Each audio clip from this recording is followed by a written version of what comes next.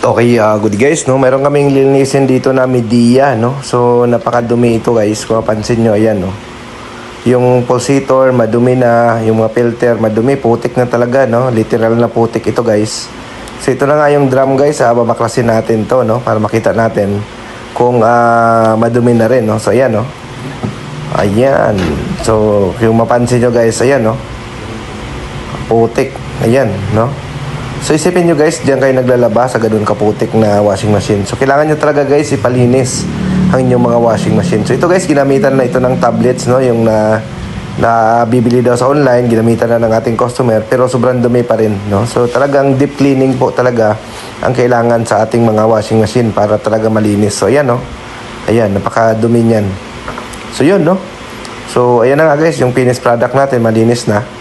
So, yun, no? So, talagang tinatsaga namin yan linisin, guys, no? So, ayan. So, ito yung drum, ayan.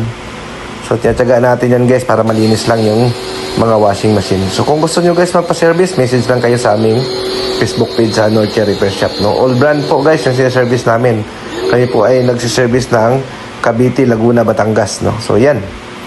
So, yun, after natin malinis, testing na natin, no? Okay, thank you.